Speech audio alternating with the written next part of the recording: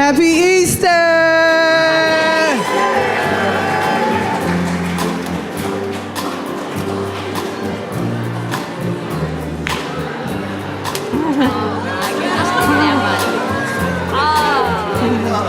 You can sit down if you want.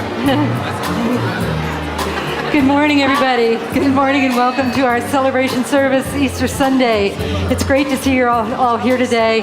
And as you notice, we have a special guest, Tina Baseless and Cascade, the Jumbo Rabbit. So let us start our celebration by standing up and singing together, Holy Way. I just want to say a special word about Tina Baseless. Tina is the person who, let's just click our fingers. Click our fingers. There you go. Tina is the person that provides us with our Christmas Eve animals for the last, 10 years or something. She has, clicky, clicky, clicky, clicky, clicky. And she has an amazing farm with beautiful animals on her. A lot of us were praying for Tina and her animals when the fires happened, and everybody was safe, and it was a beautiful thing. So we're just delighted to have her also participate in our Easter celebration by bringing Cascade, the Jumbo Rabbit.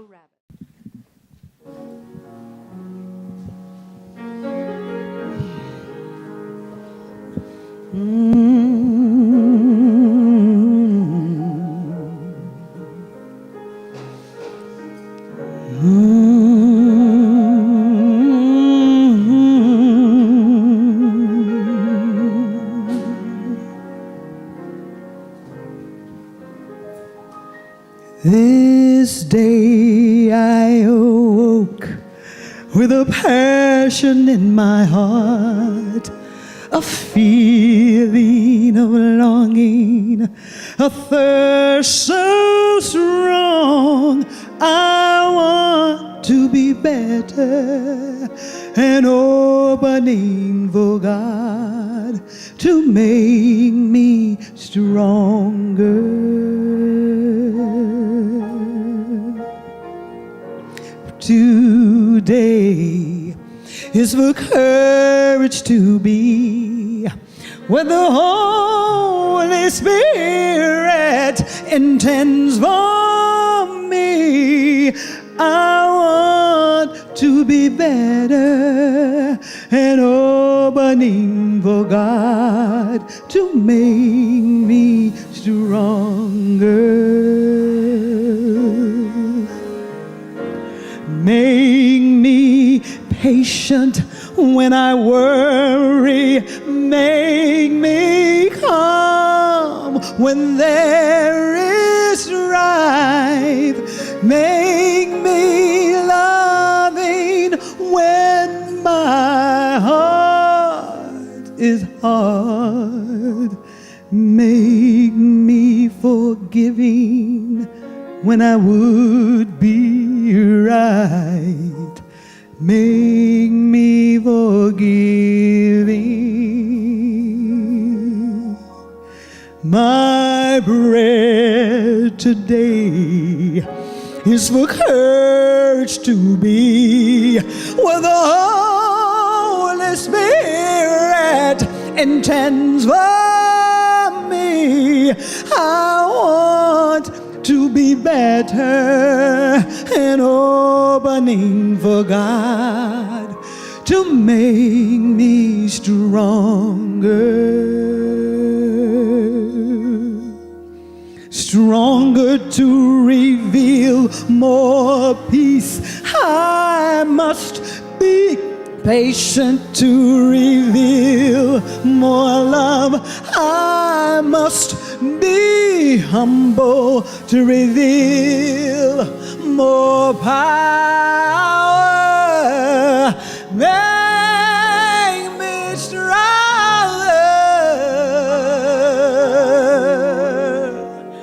to reveal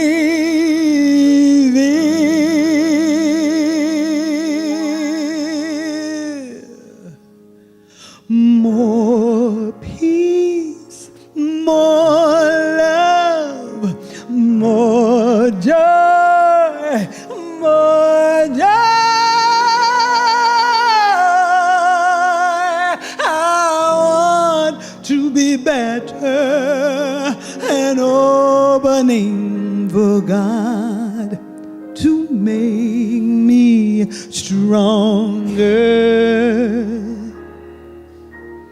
This is my prayer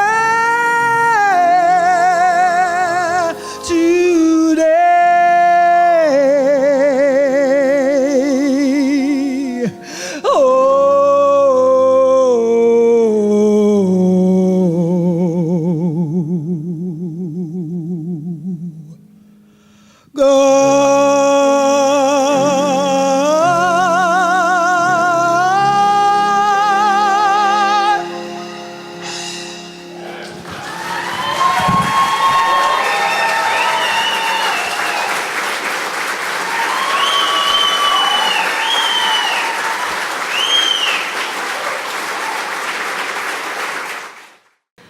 Wow, that was beautiful. One of my favorite songs, Gino. Just gorgeous. And thank you so much for the band. And yeah, it's wonderful.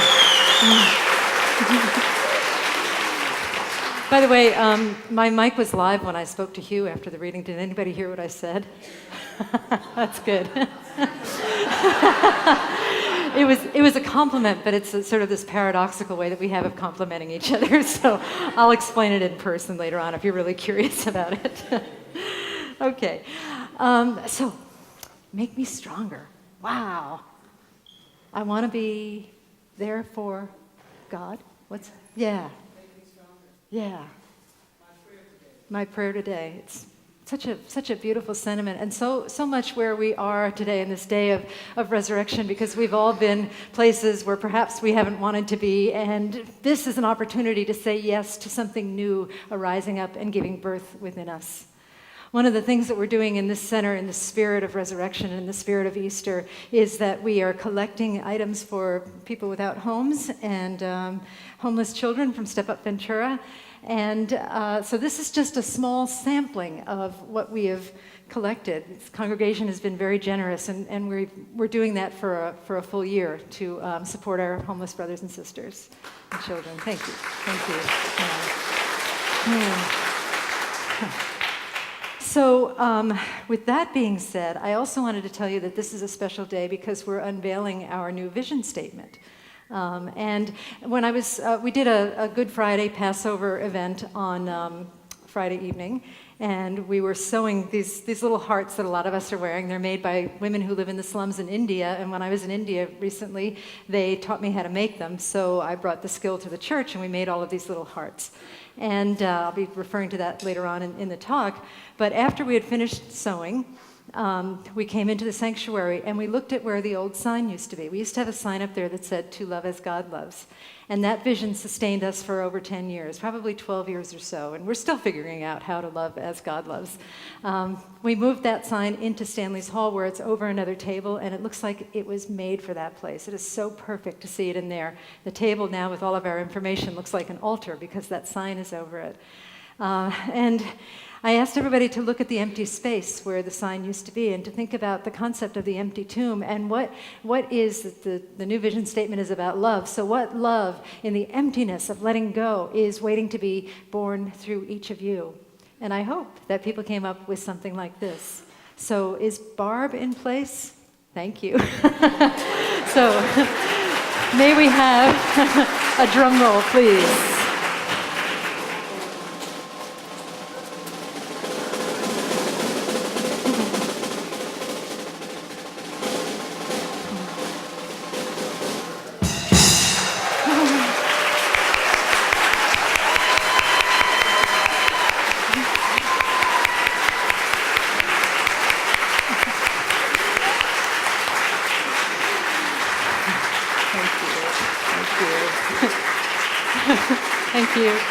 Thank you, Barb, and thank you, Rex. And I have to say a big thank you to someone who really did the legwork of making that happen.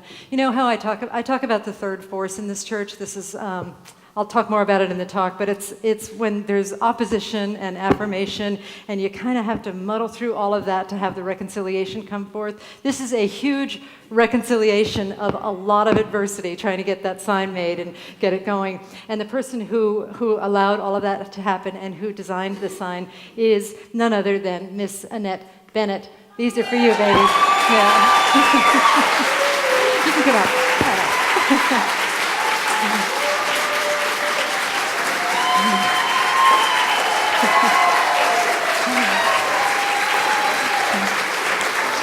I know I'm bad too. Thank you. Thank you. Yeah, when things went wrong, she was like a terrier. She held on to that vision and just held her ground and allowed the third force to work through her, and this is what we got, and it's beautiful, and I love it. You know, the idea, center of love, be love, share love, serve love. How do we know if we're actually doing that? Are we called to be a center of love? I know collectively we're called to be a center of love, but that sign also inspires us to be individual centers of love in our own lives. One of the ways that I monitor as to how loving I am being is to think back to Christmas. Perhaps the last time I saw some of you was Christmas. Please know if you're here, if the last time you were here was Christmas, and now you're here on Easter. We don't have animals every Sunday, although that's actually about to change as we are developing a bunny garden over there, and we just appointed a bunny project manager who is Miss Lonnie Cassidy. Lonnie over there. Yeah. Lonnie was appointed because she knows all about building and she knows all about permitting, and she has a hard hat and bunny ears, so there you go. But anyway, on Christmas Eve, at the end of the Christmas Eve service, I always read this poem by Howard Thurman, and it goes like this. When the song of the angels is stilled, when the star in the sky is gone, when the kings and princes are home, when the shepherds are back with their flocks, the work of Christmas begins. To find the lost, to heal the broken, to feed the hungry, to release the prisoner, to rebuild the nations, to bring peace among people, to make music in the heart. I added that last line. And I want to let you know that we are doing all of these things. In fact, evidence of what we are doing is up here on the stage. We're finding the lost and healing the broken and feeding the hungry. I don't know how many power bars we collected. You know, we're healing people with Vicks VapoRub for the children over at Step Up Ventura. Releasing the prisoner. There's just a small sample of books here. In one of our classes, and also sort of behind the scenes, we did a book drive for a prison, for Todd Street Prison, and they were collecting used paperbacks, and so we collected probably 450 books, something like that. So that is, yes, so that is a way of releasing the prisoner, you know, helping them learn and grow and be free of the tedium, I'm sure, of being in prison. Rebuilding the nations and bringing peace among the people, making music in the heart. We're constantly working on that, and that's where we're really stepping up this year, is getting more into the activism of seeing wholeness and kindness and reconciliation. Now that is something to talk about, but I'll talk about that later. I want to talk a little bit more about what it is to be a center of love, being love, sharing love, serving love, where the real work of Easter begins. It begins right here in this moment, in this center, with each and every one of us as individuals and collectively. So, teaching a class in spiritual economics right now, and to me, from this class, from what I know from being at India, from what I've studied over the years, it seems like the way to do those things, to be love, share love, and serve love, is simply to give without ceasing. And what give means is to pour your goodness into the world. To pour your goodness into the world at every single possible moment that you can. Remember to do that. Asking not what can I get from this moment, but what can I give to this moment. Giving is the solution. But it may not be the kind of giving that you learned about in your other church or when you were a child. Because so many people, you know, when I say that giving is a solution, probably people will say, well, wow, I give so much already. I don't have any time. How can I possibly give? Part of the way that we give here in this center is that we realize that we are already doing it. You know, sometimes we are giving relentlessly, and we don't see it as giving. We see it just as tasks or duties or what have you. But we are giving here in this center. I'm going to give you a story about that to illustrate this point.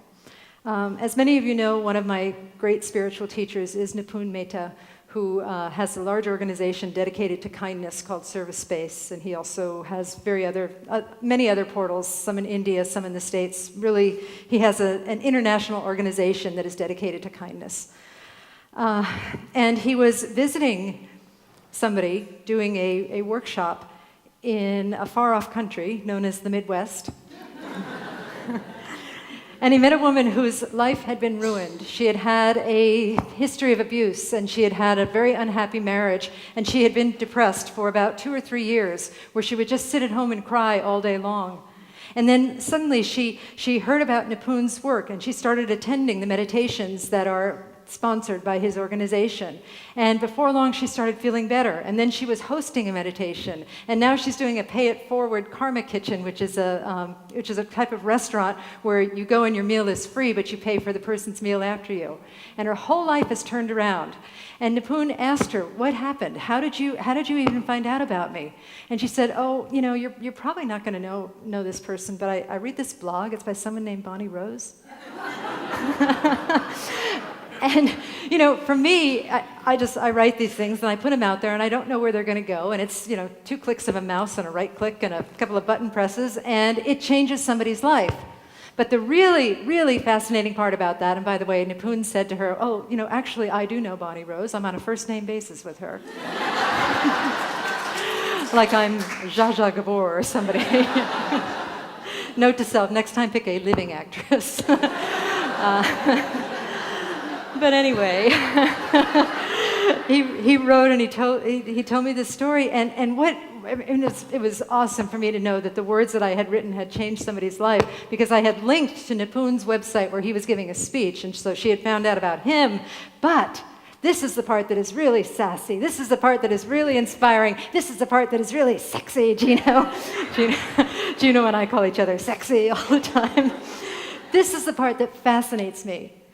I do not write those words in a vacuum.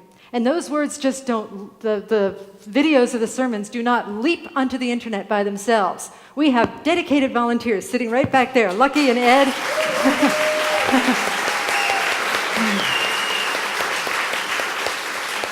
Brock doing the sound, Kenny doing the sound, and everything that comes together to make this Sunday makes that possible for somebody living in the Midwest whose life is falling apart. The people who serve the hospitality, Annette who serves so tirelessly, Barbie who serves so tirelessly. If I start naming people by name, I'm going to leave somebody out, so please forgive me if I leave you out. But everybody who steps up and does their part in creating this magnificence known as the center of love, everybody stepping forth, I'm having a little trouble here, everybody stepping forth that is doing that is contributing. So together, we changed that woman's life. Together, the work that we do in this center changed that woman's life. And I have a thought about that. It's going to seem like an odd segue, but you should be familiar with that by now. Have you ever had a mouse in your house? And they say when you see one mouse, it means that there's usually 50 mice behind the scenes.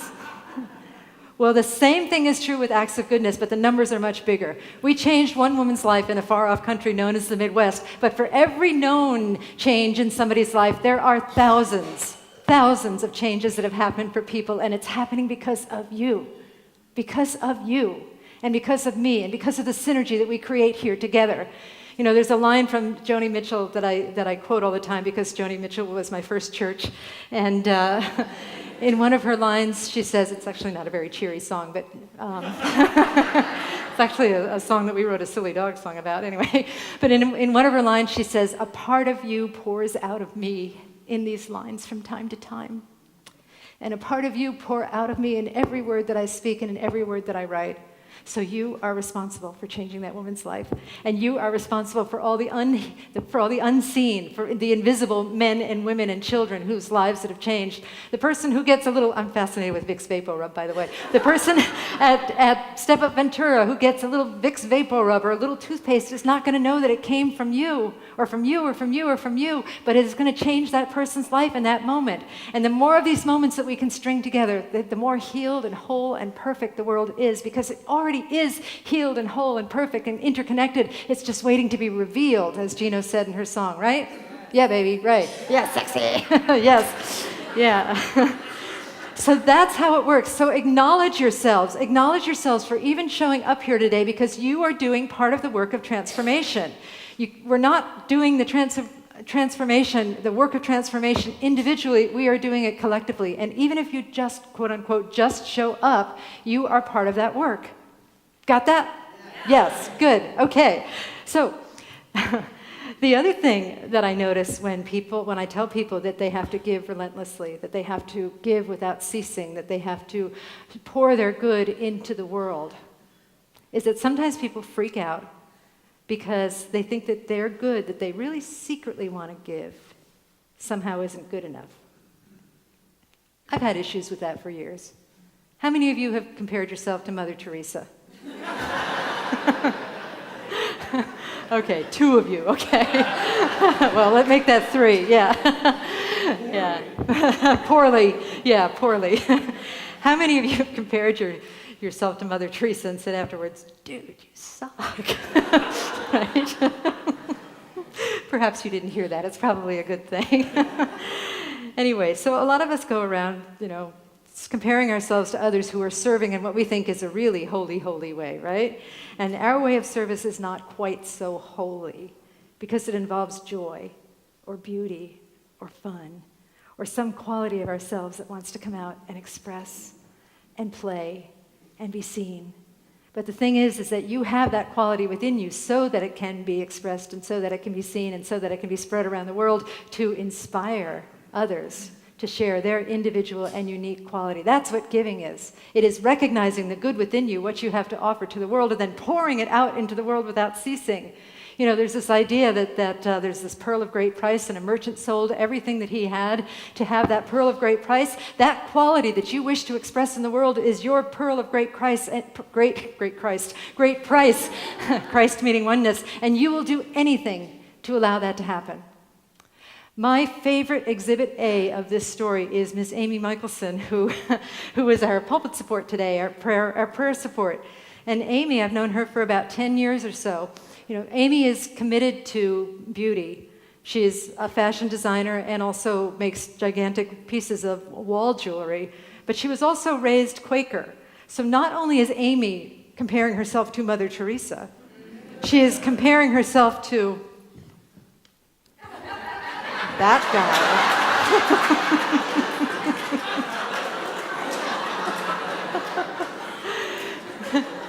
Now I ask you, does this look like Amy Michelson at all? Not so much, and he's everywhere. He's on the top too. Oh my God. Okay. Anyway, so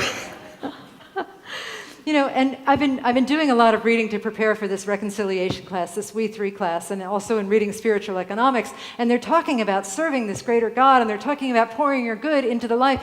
And what I recognized, I think about Amy all the time because Amy's like, yeah, I should be sacrificing. I shouldn't like stuff. I should be more like that guy. I should be more like my inner Quaker. And there's conflict there. But what if she was not meant to be like that guy? What if her God, an aspect of love, is beauty? And her job, her pearl of great price, is beauty and the expression of beauty in many, many ways, and that she needs to have what she needs to have in order to be able to express that beauty. Am I right? Yeah. Right? Now you're making me cry. And I know this for myself, and I know it for all of you too. For me, it showed up like years ago when I had my youngest dog as a puppy, and I started hiking relentlessly, and I was like, dang, I'm hiking like 2 hours a day, and I should be probably at home, reading the Bible and whatnot, but I'm hiking. And then I realized, oh my God, nature is my Bible. And hiking with the dogs is such an amazing experience of the mystery and discipline, or lack of discipline, in the case of my dogs. And that is one of the pearls of great price for me. The pearl of great price for me right now is I'm on fire about the ministry of kindness and the ministry of reconciliation. And so you get to decide what your pearl of great price is. What gift, what God quality, what quality of love, what aspect of love wants to pour through you that you will do anything to give that aspect of love away. Got me? Good. Okay. I want to hear about it after the service. Yeah, baby. Post it on Facebook. We got a group page and we got a Facebook page. Post it. I want to hear what your aspect of love is and the intention that wants to pour through you in wonderful and beautiful and mystical ways. Because as Amy expresses her love for beauty, as I express my love for inspiration, as somebody else expresses their love for joy, as somebody else expresses their love for joy, Bernie, as somebody else expresses their love for justice, Lucky, as somebody else expresses their love for words and giving books to a prison and freeing the prisoners, that blessing blesses my blessing. And we are all blessing one another all of the time. And that is a beautiful place to live from. That is true abundance. That is being a center of love, the center of love that we already are. We just need to do the work to be able to know it. Yeah, thank you. So I mentioned before that right now my passion is largely moving into the realm of reconciliation and kindness. And you may have noticed perhaps that there is a lot of, shall we say, polarization going on in the world and in our country. And no, surely you jest. I love all the hecklers sit in the front row. That's awesome. I love it. It's great. So, how do I start with this? Polarization is not a bad thing. It's the way that we address it that really matters. Because in this center, we have become focused on this idea of this thing called the third force. And the third force says that there is an affirming factor and a denying factor. And depending on which side you're on, it can be, the affirming factor can be something for somebody else and something else for you. Did that make sense? They flip, whatever. Okay, so there's an affirming factor and then there's a denying factor, and then through the process of kind of letting go and being a bit detached and willing to look at them, then they congeal together through this reconciling factor, and they create something entirely new that is a win-win for both sides. It's not a compromise, it's a win-win for both sides. I read part of the book that we're using in the We 3 class that I'm teaching. It's by Cynthia Bourgeault, and as I shared with my spiritual economics class, it must have been a good book because I was on a plane from North Carolina to California to LAX, and there were reruns of ER on the TV that I could watch. But no, I read my book about reconciliation instead because it was really good. One of the things that it reminded me of is these hearts that a lot of us are wearing. These hearts are made by the women of the slums in India, and that was I shared this recently, but I'll share it again to illustrate this point. There was just a tragic situation going on there with patriarchy and the women being oppressed and alcoholism and the women not having any money to buy food for their families. So rather than saying, we hate you drunken patriarchal fools, and we want what we want to have, that could have been a very easy denying factor, and it is a denying factor. There was a coming together of like, this is what we want, this is what is happening, affirming, denying, right? And then just holding that in the spaciousness. And what grew out of that was an organization called Wisdom Crafts that makes these hearts, among other things, and they distribute them all over the world. They distribute them all over the world on a gift economy basis. You don't have to pay for them, but we do. In fact, I've paid a lot for them because I really like the idea of Wisdom Crafts. But the money is worth it, because if I pay for some hearts, if I give them a donation from hearts, then that just allows more women to get out of poverty and to work and to sew hearts. So it's not pushing back against what is against you. It is reconciling what is against you and allowing something new to come forth through the third force. And what happens, the beautiful thing about that is that every time there is a new thing that comes forth, that is the start of a new cycle of 3. So I have these hearts that are made for people from India, and I have ordered my own private stash that I give to baristas and people without homes and to veterinarians and all kinds of people all over the place. I'm obsessed with it. It's kind of fun, actually. But every time I give away a heart, and I've heard stories about people in the congregation giving away hearts, that starts a new cycle. That starts a new wave of 3 happening. The heart has meaning. The heart is not just a heart. The heart is a symbol of devotion. It is a symbol of appreciation. It is that and so much more. So we live from that place of the third force. We live from that place of circulating.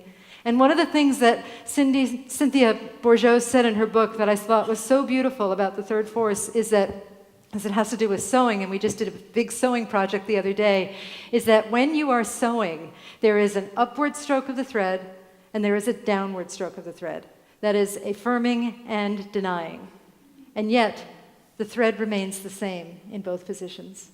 So that person who seems against you, that thing that seems against us, is just the thread of reality moving up and down through the fabric, which is the third, and then it creates something brand new, which in its own right has the capacity to create something new, and it spirals and it spirals and it spirals and it spirals. And if we have the right intention, if we have the grace and the kindness and the love and the ability and willingness to perceive wholeness in everything, then it spirals up rather than spiraling down. So that's what we're about. That's what we're about in our Center of Love. As Easter passes away, the next thing that I'm going to do, and I could use your help with this if you want, I'm going to write a statement of activism for our center. Because so much of the activism that I see out there is divisive. It's pitting this group against this group, or this position against this position. We're going to, if you're willing, I'm going to suggest that we assume a form of activism that cuts through all of that, that is a channel that moves through all of that, that doesn't care if you are gay or straight, if you are Muslim or Jewish, that doesn't care if you are Republican or Democrat, that just moves through that it's kindness and it's reconciliation.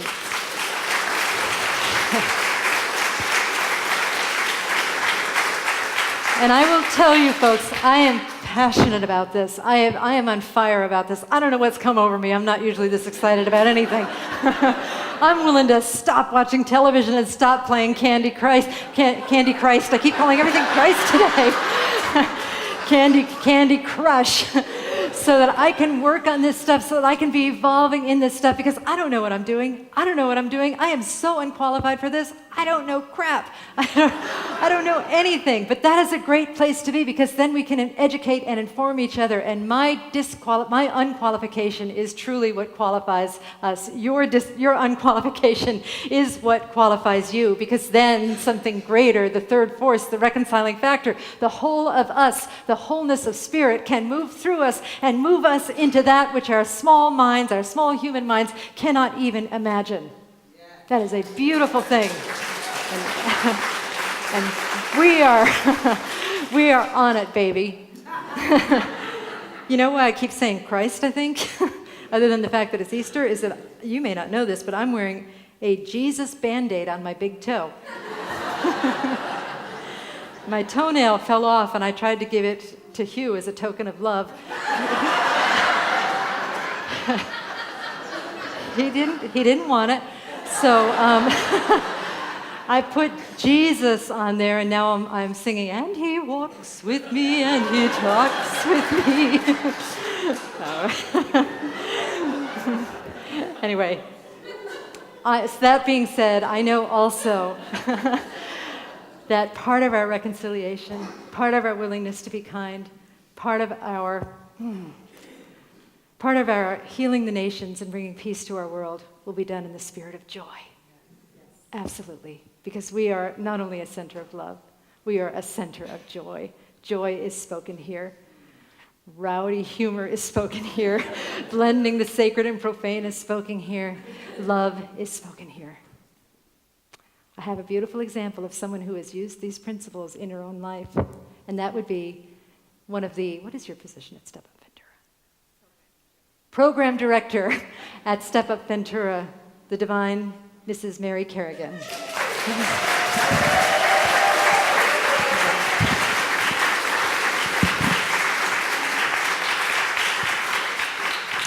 Thank you. Thank you. First, I just have to say, wow, it's so wonderful to see so much support. And, you know, I was thinking when David and I first came to Ventura, we loved it, fell in love with it immediately, and walked to the promenade a lot and saw a lot of homeless people. And we felt conflicted by those homeless people, homeless and homed. And so we had an opportunity to get together with some other people and form a nonprofit called Step Up Ventura. And its goal, its mission, is to stop the cycle of homelessness through love and caring. And children who are very, very young and homeless do not weather that experience well. It's traumatizing. It's disruptive to their lives and to their relationships, and they fall behind in their development. So the majority of homeless children are not ready for kindergarten. Young children, they enter kindergarten not knowing the language, 10,000 words behind their homed peers. not knowing the language, not knowing how to act, not knowing how to behave, not knowing how to express themselves. And they get expelled from kindergarten and even preschool at a higher rate than high school kids. And 80% of homeless children go into kindergarten, get disenfranchised with it learning because they don't know what they're supposed to be doing, and they're always being shown as being wrong. And 80% of them grow up to not finish high school, not have a way to support themselves, and continue into homelessness as adults. So we're looking at stopping the cycle of homelessness through early childhood education. And I want to tell you just a little bit about one child. He came to us. We've been in operation for about 6 months. He came to us just 2 years old, and he did not speak. He had had a rough life. In fact, he had had more trauma in his life than I've had in 65 years. And he didn't speak. He didn't use words, and he didn't allow anyone to touch him. If you tried to console him, he would just fall down on the floor. And he would curl up in a ball, and if you tried to hold him or touch him or talk to him, he would bat you away, or he would kick, and he would just scream. And so we've been working with him, little by little, showing a lot of love and concern and patience and caring and stimulation in terms of play. And the other day, I was so happy. He was running really fast, and he fell smack dab on the playground, and he hurt himself. And I wasn't happy that he fell and hurt himself, but I was so happy that he got up and immediately came to me to get some comfort, to get held, to be told that he's okay. Because in these 6 months, he's learned to trust. He's learned to know that the world is the caring and loving place, and to trust it, and to allow it to make a difference in his life. So that's what we do. So thank you for your support. Thank you.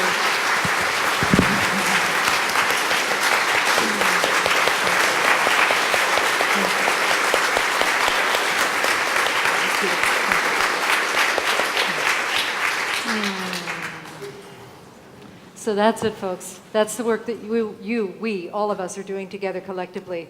Let us continue to grow into wholeness, to grow into reconciliation, and just carrying on the good work of the center of love, where we are inspired to be love, share love, and serve love. If you're tempted to clap, let's just do it in finger clicking to keep the energy pure, pristine. And now let us pray. Thank you.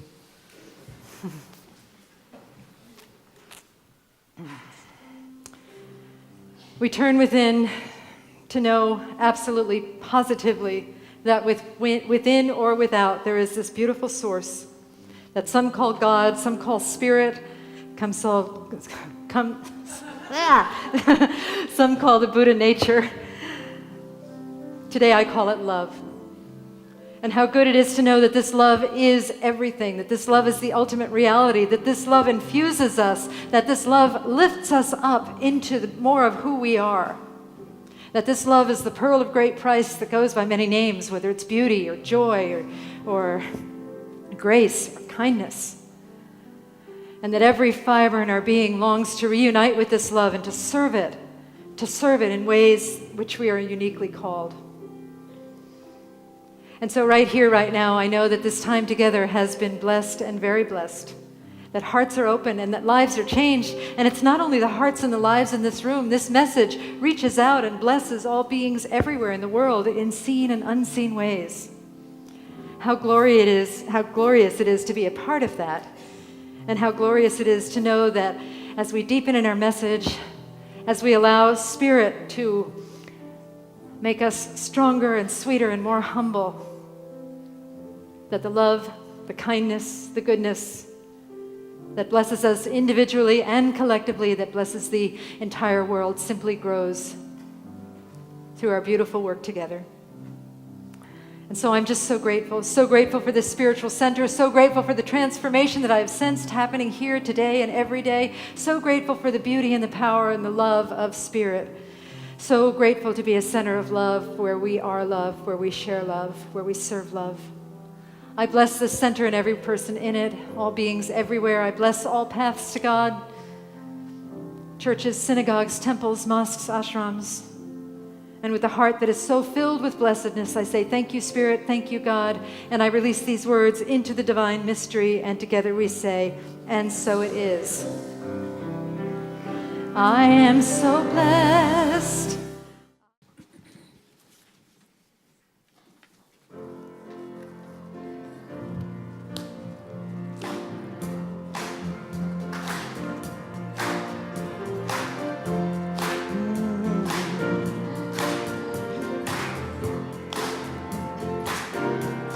Oh, happy day. Oh, happy day. When Spirit was. When Spirit was. When Spirit was. Wash my fears away. Ah, it's a happy day. Check this out. La la la la la la la la la. La la la la la. La la la la la la la. La la la la la. Oh, happy day. Oh, happy day. When Spirit